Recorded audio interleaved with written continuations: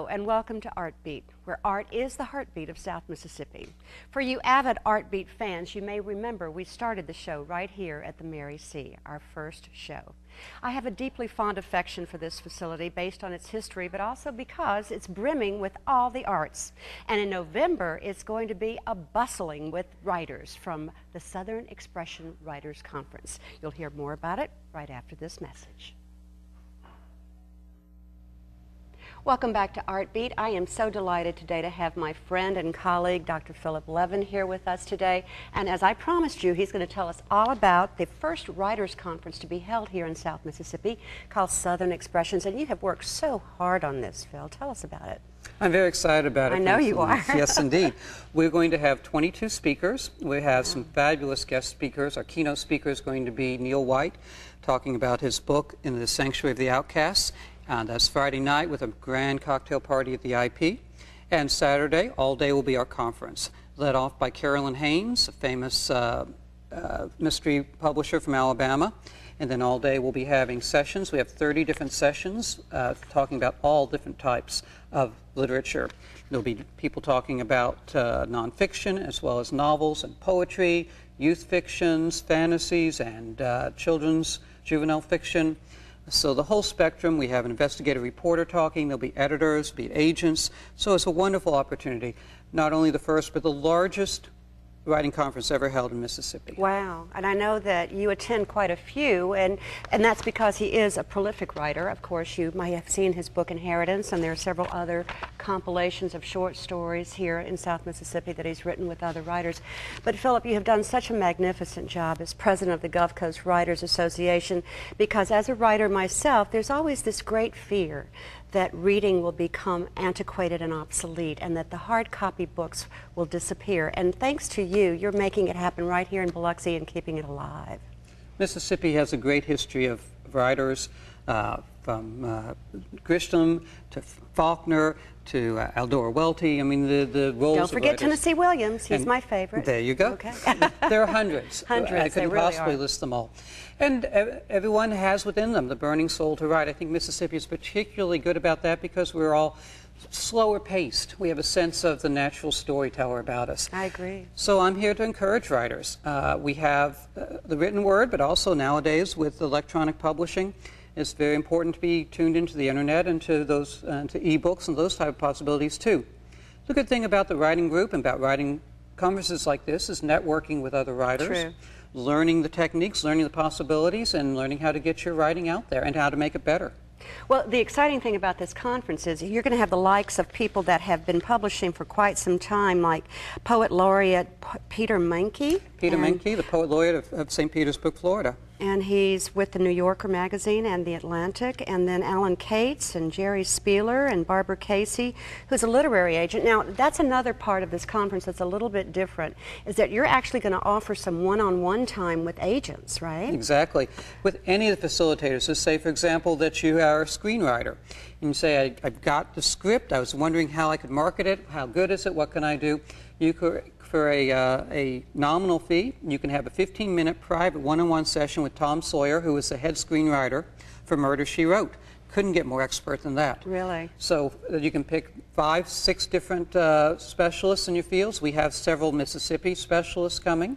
We have John Floyd, who's published over 850 short stories in magazines throughout the country and the world. We have Darden North. Darden North is quite well known out of Jackson. He's an OB-GYN who has published 5 murder mysteries, has quite a large following. He not only will be coming down to share his experience and to tell you how you can both work and be a successful writer, but also anyone who attends one of his sessions will get a free autographed copy of one of his books. Oh, that's so exciting. And then, of course, Ken Davies, you've even expanded it to the musical composition. Exactly. This is going to be held here where we are at the Mary C.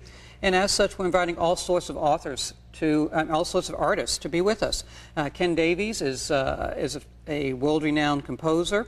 We have Bruce Keys, who is a world-renowned photographer and artist. Mm-hmm. We have Philip Levin, who is a world-renowned humanitarian and writer that travels everywhere around the world. He's blushing. I don't know if you can see that, but... But we do have some great artists, in addition to which, because this is being held in concert with the Peter Anderson Festival. Excellent, yes. We will have actually woodworkers and potters from Peter Anderson coming over and doing demonstrations during the conference. And those who are here attending the conference can just walk the 2 blocks over to the Peter Anderson Art Festival. And if the summer heat continues, you can come here to the Mary C, get cooled off, and learn about writing. But the other part I want to mention is how delighted we also are as an IP representative to state the fact that we've donated $50,000 to the Mary C, a portion of which is going to go to the Writers' Conference and the reception at IP on the opening night. So that's pretty exciting. Fabulous. Thank you. IP has been great for all the authors and the artists in our community. Thank you for all you've done.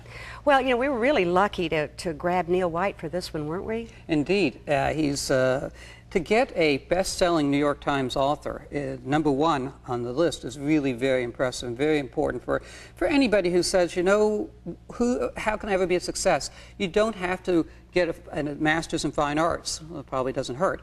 But you just have to have within your soul a story to tell. You tell it, and then you get something, you get it out before the public. And Neil White's a humble man who is generous with his time and going to give a marvelous opening speech. Well, and we're very fortunate here on Artbeat. We caught up with Neil earlier this month, and we will feature an interview with him later on in the show, so stay with us for that.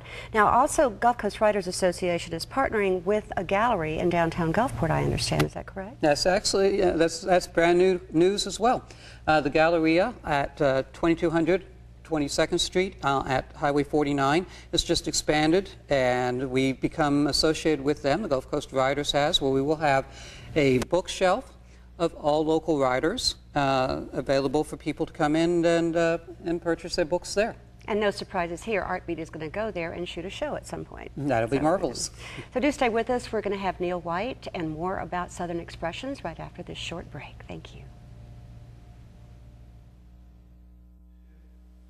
Welcome back to Artbeat. As promised, we have a wonderful guest here with us today to promote the Southern Writers Conference that will be occurring here at the Mary C in November. My dear friend, Neil White, and the author of this remarkable book, In the Sanctuary of Outcasts. Neil, it's a pleasure to have you here. Thanks, Elaine. I'm glad to be here. I am so glad. We're so excited that you're going to be part of the first Writers Conference here in South Mississippi. I'm excited and honored. I'm honored. I'm honored. So, as is always the question, you know, we always go with what we know as writers, and obviously your life has been quite colorful, needless to say. That's a really nice way to put it. Thank you. Yeah. I'm always a diplomat, you know, that's the PR person in me. But how would you feel you can contribute to some of the new authors that are going to be visiting us during that time?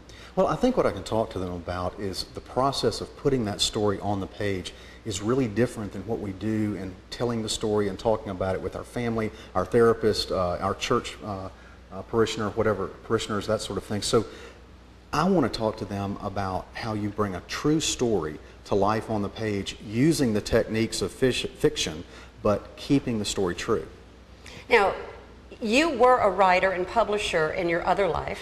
A journalist and publisher. A journalist. Sure. Well, that's still writing. That's right. That's right. And so, but what amazed me when you first came back and spoke to me regarding some projects that you and I are working on currently together is that you went ahead and took some additional courses. I did. And what prompted you to do that? Well, you know, the artistic side of writing you really can't teach, but you can teach the craft, that editing and revision and getting every sentence as perfect as it can be, moving those words around, reading other great writers, getting teachers who talk to you about how to really make your story the best it can be. And I never wanted to presume, oh, I've got this figured out, I'll just go do it. I think the moment we say we can't learn something, we're in real trouble. Well, you know, that was a real surprise to me to know that you were doing MFAs and, you know, going and learning and doing more, because to me you were already as refined within the publishing and writing world as you could be. So that kind of made me scared, to be honest with you, that I would have to go back to school and learn more things. But well, you don't have to go back to school. What this Writers Conference is an example of what I did. And so you don't have to be in class every week. You can take a class and audit it. You can go to conferences. You can do intensive, you know, long distance learning. I mean, there are all sorts of ways to learn this craft. And so I just think, instead of being scared, people should say, oh, you can learn this. You don't have to be the William Faulkner or the Ernest Hemingway of the world. Because everybody's style is so different. Absolutely. And the thing that is frightening to me was the time element involved. You know, it wasn't the fear of learning. It wasn't the fear of refining my own personal writing craft, but it was, oh my gosh, where am I going to find the time to do that? But that makes sense. Yeah, that makes a lot of sense. Yeah. So for those who do not know, in The Sanctuary of Outcasts, what would you describe, how would you describe the book succinctly? In one sentence, it is about the year I was imprisoned with the last victims of leprosy in America. And to get to the heart of the book, I was sent, it was a government experiment where they put nonviolent federal criminals with the last survivors of leprosy. And I was a man sort of consumed with my own image, and I went to the one place in America where outward image meant nothing. It was about what was on the inside, and it's about that year living with these secret people, the last Americans imprisoned because of a disease. So it was a great equalizer, wasn't it? It sure was, and I felt very privileged to be there. Well, I have to tell you, I've read this book. It's remarkable. I have no other words except to say it was inspiring and touching, because I've known Neil's family for so many years, and we go so many far years back into our own childhoods and so forth. And to know that you endured this was both painful to me, but also eye-opening to see what an inspiration your experience could be to so many. So out of this, what would you say are the main lessons that you learned? Well, you know, it's so hard to pinpoint those, but I would say generally that, you know, the people who are most worth getting to know, the best friends you'll ever have, are covered with scars. Wow, and that is so true. That is so true. There's my favorite lady here, Ella. I think you're going to do a reading for us as we come back from Art Beat. We're going to take a short break, and we'll be back right after this message. Welcome back to Art Beat. As we promised you, a special reading from author Neil White from his book, In the Sanctuary of Outcasts. Thanks, Elaine. I'm going to read a section about a woman named Ella Bounds. Ella was 80 years old, had no legs, contracted leprosy, I'd heard, when she was a very young girl, and she meandered the colony in an antique hand-cranked wooden wheelchair. And I found myself alone with her one morning at about 5 a.m., and I asked her how she got to Carville. Ella leaned back in her wheelchair, settling in. Abita Springs, she said in a whisper. 1926. I was in grade school. According to Ella, a doctor had visited the one-room schoolhouse to administer shots. The raised oval spots on her leg where the pigmentation had disappeared had caught his attention. He pricked the blotches with a needle. Ella felt nothing. Next week, white man drives up, Ella said, and I see the Carol boy pointing outside. Ooh, Ella, he say, bounty hunter fixing to carry you away. I look out and seen the man leaning on his truck, wearing dark glasses, arms crossed all tight. A hand-painted sign, large enough to be seen from neighboring farms, and which would later be nailed to the side of her family's tenant house, extended from the back of the white man's pickup truck. Ella couldn't read the long word. Later she would understand. Quarantine. The schoolteacher put her hand on Ella's shoulder, pulled her up from her desk, and led her outside. The other children ran over to the window. The teacher walked her across the small schoolyard toward the truck that idled at the edge of the field. The bounty hunter uncrossed his arms and pushed back his coat to expose a pistol. The teacher stopped and took her hand off Ella's shoulder. The man pointed to the back of the truck, and Ella climbed in. As he drove away, Ella looked out through the wooden slats. Her teacher stood with her hands over her mouth. Her classmates' frozen faces filled the schoolhouse window. Very powerful and very sad. Just, I mean, hearing you read it is even more powerful than it was when I was reading it alone. Well, she was an amazing woman. She found real peace and happiness in spite of the facts, and was a great inspiration to me. What I was amazed at is that so many of the residents had an option later on to leave there. They did. And they chose not to. What did you derive from that? Well, it was interesting. The disease leprosy is bad, but the stigma associated with it is even worse. It's got 3,000 years of baggage from biblical times, even pre-biblical times. And, you know, lepers were considered outcast and the scourge on society. And so, you know, when they arrived there, they were made to change their names. They were treated like criminals. They weren't allowed to marry. And so when they threw open the gates and said, you're free to go, they said, where? So their prison became their sanctuary, and they had this wonderful home with its own cultures and traditions, and we got this glimpse inside their secret world, which was really amazing. Well, I find the metaphor and the analogy between what you were going through, because in the South we're so tainted with image and all that sort of thing, and with the prestige of your family and all the kudos that you had garnered with your publishing career, suddenly to be where the lepers were in this biblical outcast system.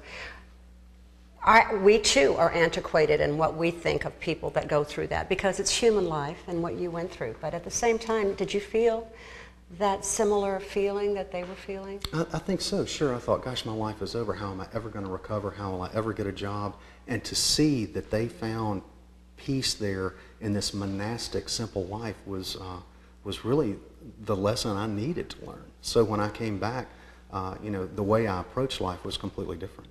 Now, there are so many characters in the book. There are. Of all, of course, my favorite is Ella, but have you kept up with any of them? Do you know the whereabouts of some? Sure. I know the whereabouts of many of them. Do We you? keep up, and a lot of them have shown up at readings. There was always an inmate or a leprosy patient loitering about around the back of the room, not wanting to be recognized. That is but too it was funny. great. So they've really embraced the book and come out and supported it. Yeah.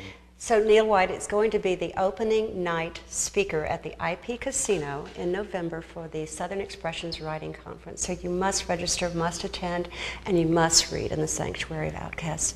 We're going to be back with a lot more Art Beat right after this. Welcome back to Art Beat. In case you have just joined us, we've been talking about Southern Expressions, the first literary conference to be held down here in South Mississippi. And of course, we just had that interview with Neil White, who is totally remarkable. And I thank you for scheduling that for us, Phil. Phil is the president of the Gulf Coast Writers Association, and we're being joined by the director of the IP Culinary Arts Cafe, Anita Arguelles. No starving artists here in November. Anita's got a big spread planned. So Anita, what is planned food-wise November 5th through the 8th? Well, we're very excited to be able to showcase some of our class recipes, our favorites, that we're going to prepare for the participants of the Gulf Coast Writers Association Southern Expressions event here in the Mary C. So we are going to be doing everything from scratch. We'll have some lovely pastries. We'll have some exciting things that they might not see other places. That same weekend, we're also participating in the Peter Anderson Festival with a booth, where we're going to do and feature different kinds of tacos from around the world. Oh, so wow, we'll have that's fabulous. Asian tacos, Mexican tacos, and then a Greek taco. So we'll be seeing some of those things that we'll be doing here in the cafe, but it'll be a lot of good, fun food, and all the beverages that we have we'll make ourselves. And we'll use a lot of herbs and a lot of local produce. So we're excited about having some goat cheese tarts for your participants. We're ready now, aren't we? Hey, let's do a I'm totally preview. ready for that. It'll be good. Unbelievable. Well, if you haven't come down here and seen this culinary cafe, you must do that. IP has spent over $100,000 in-kind and cash services to make this possible, and the community has rallied behind it. And of course, Anita is extremely creative. The classes are always sold out. And I do believe, Philip, for the silent auction, we may have a couple of classes offered as a silent auction item. What do you think? I think that'd be marvelous. We have some great things coming up. Tom Sawyer is including a silent auction, a autographed first script from the Murder, She Wrote Oh, productions. really? Mm-hmm. That's And then we exciting. have several authors with autographed copies. All the silent auctions are going to be literary oriented. Okay, so now let's see. On Friday night we have the cocktail reception at IP, and then on Saturday morning there's a brunch and That's a right. breakfast and a lunch. Carolyn and- Haynes will be speaking, and we'll have a morning brunch. Then we'll have 5 sessions throughout the day. Each session has 6 choices, 6 different speakers to choose from, with food provided by Anita throughout the day, breakfast breaks, Unbelievable. a luncheon opportunity as well. And then in the evening after the conference classes are over on Saturday night, there will be another cocktail hour here at the IP. It here sounds at the so Mary C. festive and incredible, and I know you're just planning ahead already because that's the kind of person you are. You're right. Getting right. your menu ready. We're going to have some of the favorites that one of the menus that we're going to do at the cocktail hours. We're going to have some ahi poke, which is one of the recipes that one of our chefs came in from the IP, Anthony Ormetta, and made for us, and we're going to have that here in the cafe. That's always a hit. Very fresh tuna. Great, that's so exciting. So all you have to do is join the conference, and you get all these great foods too as a free side benefit. It's unbelievable. I happen to have here, by the way, a piece of Philip Levin's photography. I don't know if the camera can capture these beautiful animals in Africa during one of your trips, right? Would you like to tell us a little bit about this? Well, I do medical missionary work. This was one of my trips to Mozambique, where we took a side trip to the Kruger National Wildlife Refuge. We took several rolls, what you'd call them rolls, but several hundred photos of the different wild animals there. And next month I'll be going to Africa again. I'm doing medical missionary work in Kenya, near the Sudan border. So it's an exciting part of life to travel around the world and see all these adventurous spots. Unbelievable. I mean, he writes about them in the book on China for the children that you did. But this piece in itself is really wonderful because we're holding a benefit for the American Cancer Society at IP, and Philip has donated this. So this is an example of some of the artistic things that you'll be seeing not only at silent auctions on the coast, but here at the Writers' Conference in November. So how do they register for this, Phil? You can come by the Mary C. and pick up an entry form here. We can go online at www.gcwriters, that's GCWRITERS.org. So go online, click the link to the conference, and there's a link from there to register online. Well, you know, it's just an amazing phenomenon to be seated with Philip again, because I have watched him produce books and in his spare time between being an emergency room physician. And you have inspired so many within the Writers Association to take the time to write. Unfortunately, that hasn't passed on to me yet because I haven't done that, but we will do that. And now Elaine was a prior president of Gulf Coast Writers. Thank you for mentioning that. But you have need to be taken it shot. to new heights. But I know that you have messages for writers that you always state in the Magnolia Quarterly, which is a publication you receive free of charge when you join the Writers Association.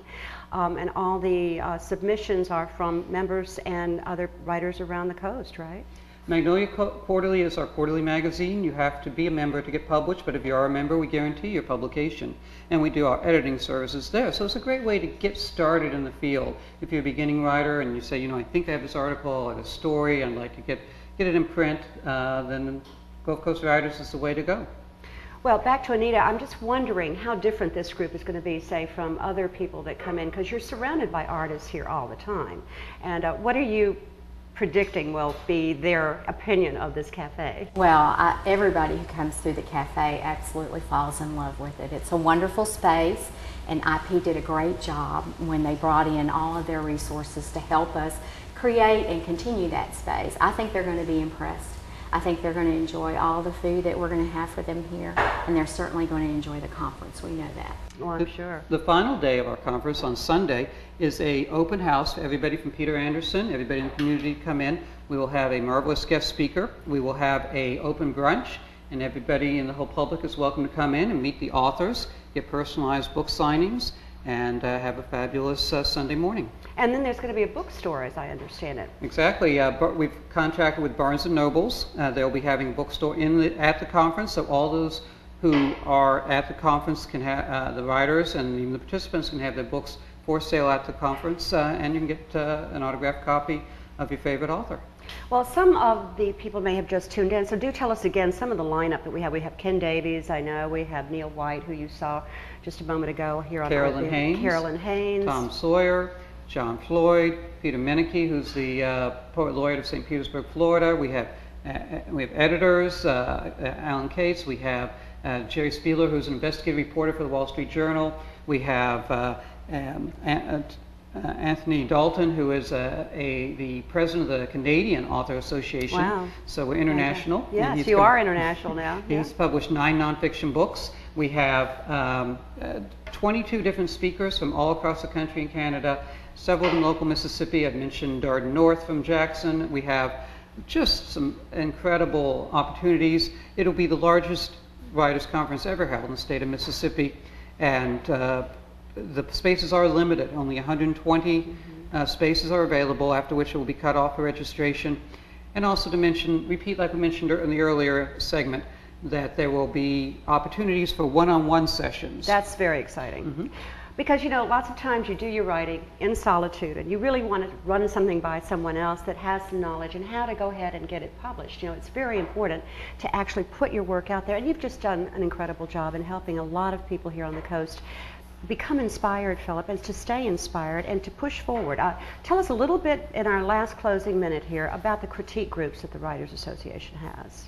We have individuals who will join with you. You know, in order to improve your writing, you have to have fellow writers read it and give you constructive criticism. Absolutely. It's, as you say, writing's a lonely subject, but a lonely occupation. But if you can join with the Gulf Coast Writers, if you can find other writers who have similar interests, a poet, if you're a poet, you find another poet. If you write short stories, you get another short story writer, and you critique each other's work, and that's how you learn to improve. I've seen dramatic improvement in so many writers who participate in the critique opportunities. Well, it's just a world of opportunity here at the Mary C. We are in the midst of culinary arts, literary arts, and all, of course, the beautiful visual arts behind us. So do join us here in November for the first Writers Conference, and join us again next week for more Art Beat. We appreciate you watching.